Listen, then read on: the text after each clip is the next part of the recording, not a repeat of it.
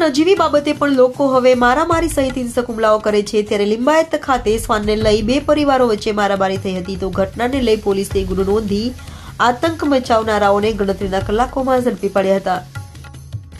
સુરતના લિંબાયતમાં સ્થાનિકો વચ્ચે મારામારીની ઘટના બની હોવાનો વિડીયો સામે આવ્યો છે.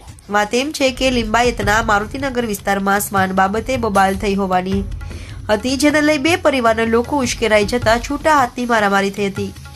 મારામારીનો વિડીયો સોશિયલ મીડિયામાં વાયરલ થયો છે, જેમાં અસામાજિક તત્વો નજીકમાં ચાલતી બાંધકામ સાઇટ પર મુકાયેલી ઈંટો લઈ હુમલો કરતા વિડીયોમાં કેદ થયા છે.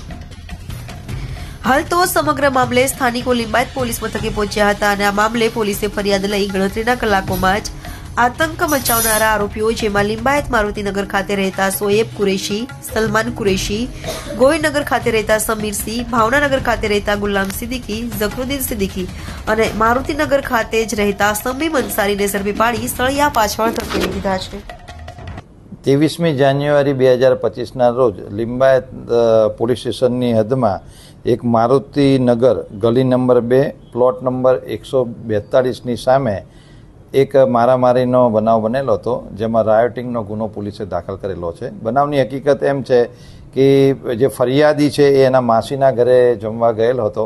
એ દરમિયાન સોસાયટીના માણસો એની માસી જોડે કૂતરાની બાબતમાં બોલાચાલી કરતા હતા, જેમાં આ જે ફરિયાદી છે એ એના માસીનું ઉપરાણું લઈને એ ભાઈઓ સાથે ચર્ચા કરતા હતા. તો સોસાયટીના માણસોએ તેની પર એસોલ્ટ કરેલો અને કહેલું હતું કે તું બહારનો વ્યક્તિ છે, તારે અહીંયા બોલવાની જરૂર નથી, એમ કરતાં તે ઉપર મારામારી કરેલ હતી, જેનો સોશિયલ મીડિયામાં વિડીયો પણ વાયરલ થયો હતો. પરંતુ પોલીસ તાત્કાલિક હરકતમાં આવીને તુરંત જ ગુનો દાખલ કરીને જે આના માણસોને તરત જ ગણતરીના કલાકોમાં અટક કરી લીધેલા છે.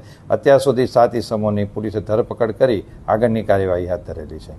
મહિલાઓ પણ દેખાઈ રહી છે અને હા, એ તમામ જેટલા આની અંદર ઇન્વોલ્વ છે તમામની સામે પોલીસ કડકમાં કડક કાર્યવાહી લેવાની છે અને લો એન્ડ ઓર્ડરને મેન્ટેન કરશે.